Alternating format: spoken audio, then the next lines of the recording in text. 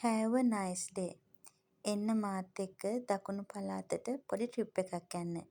මේක family trip එකක්. මමයි දුවයි හස්බන්ඩ්ුයි අම්මයි තාත්තයි අපි 4 දෙනාම තමයි යන්නේ. දවස් 3කට තමයි අපි මේ ට්‍රිප් එක ප්ලෑන් කරගෙන ඉන්නේ. මේ වෙනකොට නම් අපි කුරුණෑගල හයිවේ එකෙන් ඇවිත් ගොඩක් දුර ඇවිත් තියෙන්නේ. අපි නතර වෙන තැනට එනකොට නම් ගොඩක් හවස් වුණා. අපි මේ හොටෙල් එකේ තමයි නතර වුණේ. මේ හොටෙල් එක බීච් එකට ගොඩාක් ළඟයි. අපි හෙට උදේට බීච් එකට යන්න තමයි හිතාගෙන ඉන්නේ.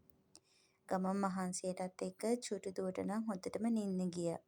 එයාට වොෂ් එකක් දාලා කෑම කවලා එයාව නිදි කරවලා ඒ අතරතුර අපි ඩිනර් ගන්න ගියා.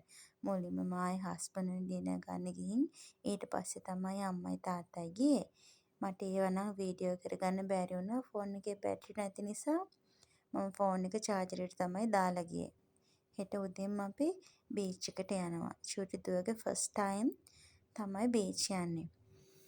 අපි උදේම බීච් එකට ආවා. අපි නතර වෙලා හිටපු හොටෙල් එක ඉඳන් බීච් එකට පොඩි දුරක් තිබුණ නිසා අපි ඒ ටික පයින්ම තමයි ආවේ. උදේම ආවේ අවුවසර නිසා දුවට ඉන්න බැරි වෙයි කියලා හිතලා. මම හිතුවේ එයා ගොඩක් සතුටු වෙයි කියලා මුහුදු වෙරළට ආවහම. ඒ වුණාට මං හිතපු තරම්ම නම් එයා සතුටක් දැක්කුවේ නෑ. මොකද මං හිතන්නේ එයා මුහුදේ අර රැළ සද්දෙට පොඩ්ඩක් බය වුණා. අඬන්න ගත්තා. ඒ වුණාට මම නම් හරිම ආසයි රැළ පාගන්න. මේ බලන්නකෝ එයා ටිකක් අඬනවා. වතුරට ටිකක් බයයි වගේ. ඒ සද්දෙට ටිකක් බයයි එයා මං හිතන්නේ.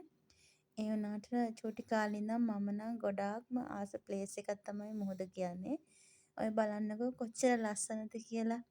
ඒ ගල් වලට ඇවිල්ලා ඒ රැළ වදිනකොට මං නම් හරිම ආසයි. මං හිතනවා ඔයගොල්ලොත් ආස ඇති එහෙම බීච් එකට එන්න රැළ පාගන්න. මං හිතනවා අපේ චූටි දුවත් තව ටිකක් ලොකු වුණාම එයාට තව ටිකක් තේරෙනකොට එයාත් ආස වෙයි බීච් එකට එන්න. අපි ටික වෙලාවකින් ආපහු ආයෙමත් හොටෙල් එකට ආවා. මොකද දුව කැමැත්තක් දැක්ුවේ නැහැ බීච් එකේ ඉන්න. ඊට පස්සේ නම් මට මුකුත් වීඩියෝ කරගන්න බැරි වුණා. දුවත් එක්ක සෙල්ලම් කරා. පොඩ්ඩක් ඇවිද්දා.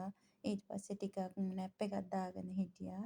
ඒ නිසා ඒ කිසිම දෙයක් නම් වීඩියෝ කරගන්න බැරි වුණා. මොකද පොඩ්ඩක් අපි නිදහසේ ඉන්නනේ ගියේ.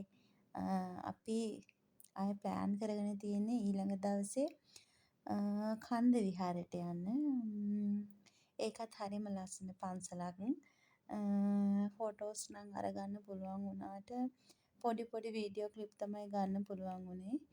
කන්ද විහාර පන්සලේ ගොඩක් පරවියෝ හිටියා.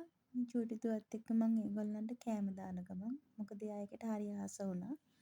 ඊට පස්සේ හස්බන්ඩ්ගේ යාළුවෙක් හිටියා මාතර.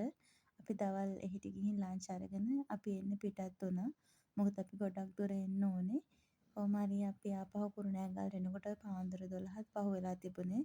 දුව හොඳටම අඬන්න පටන් ගත්තා. මොකද එයාට ගමන් මහන්සිය නිසා. මුකුත් මං ඒ නිසා වීඩියෝ කරගත්තේ නැහැ. එයාත් එක්ක හරි අමාරුවෙන් තමයි ආවේ. ඉතින් මේ වගේ තවත් වීඩියෝ එකකින් හමු වෙනකම් මාව අහගෙන හිටියට ඔයාලට ස්තුතියි. පුළුවන් නම් මගේ මේ channel එක subscribe කරලා මගේ වීඩියෝත් එක්ක රැඳී ඉන්න.